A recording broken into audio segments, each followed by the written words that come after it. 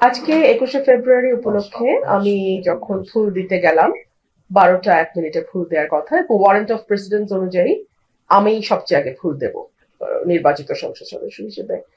কিন্তু আনফরচুনেটলি দেখা গেল বিএনপির কিছু লোক তারা সেখানে রীতিমতো হামলা চালায়, আমার নেতাকর্মীদের উপরে হামলা চালায়, আমাকে একপাশে মানে ধাক্কা দিয়ে ফেলে দেওয়ার মতন অবস্থা তৈরি হয়। আমি এটুকুই বলবো যে দীর্ঘ 17 বছর পর বিএনপি রাষ্ট্র পরিচালনার দায়িত্বে এসছে। বিএনপি যদি তার নেতাকর্মীদেরকে লোকাল লেভেলে কন্ট্রোল না করে এখনই, এর পরিণতি ভয়াবহ রকম হবে। এবং যেহেতু দীর্ঘ 15 বছর একটা লম্বা সময় বিএনপির নেতাকর্মীরা নানানভাবে চাপে ছিল, লুকিয়ে থাকতে বাধ্য হয়েছে, তারা যখন এরকম একটা ভয়ঙ্কর হিংস্রতা নিয়ে পলিটিক্যাল পদের ব্যবহার করার চেষ্টা করে, এটা আমার মনে হয় দলের উঁচু পর্যায় থেকে বিষয়টি মনিটর করা এবং তাৎক্ষণিক ব্যবস্থা নেওয়া না হলে এটা দলের জন্য ভীষণ ক্ষতিকর হবে, ক্ষুণ্ণ হবে। সরকার মাত্রই এসছে, আমি আশা করব যে বিএনপি সরকার এবং দল হিসেবে এই ধরনের উচ্ছৃঙ্খল নেতা কর্মীদের ব্যাপারে তড়িৎ ব্যবস্থা নেবে। আমার একজন কর্মীকে কিভাবে মেরেছে আপনারা একটু পরেই দেখাবেন। পীযূষ দা, আমাদের সাংবাদিক ভাই, ওনাকে রক্তাক্ত করে ফেলেছে।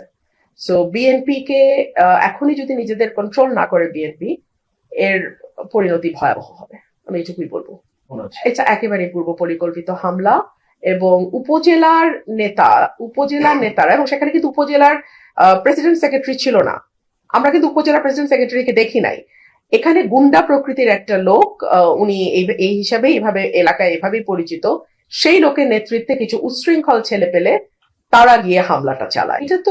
এটা তো ওদের একটা পরাজয়, মেনে নেওয়ার কষ্ট আছে।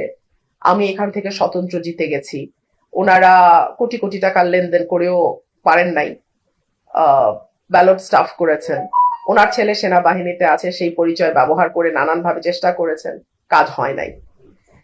সো এইসব নানান আছে। তো আজকের আইন শৃঙ্খলাটা আপনার নিরাপত্তায়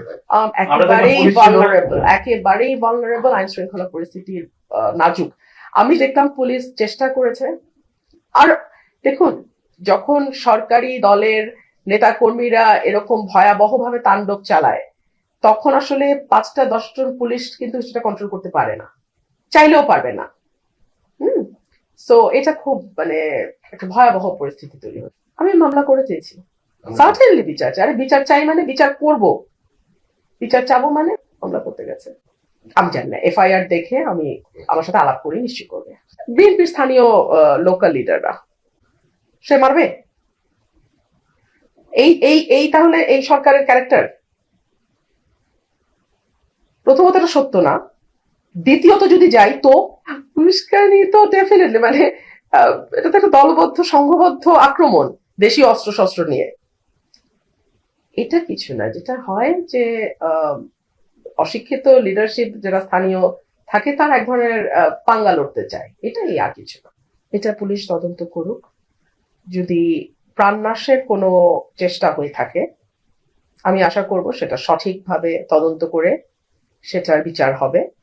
আর যদি সরকার এখানে কোনো রকম হস্তক্ষেপ করার চেষ্টা করে, সরকারকে এটার পরিণতি ভোগ করতে হবে।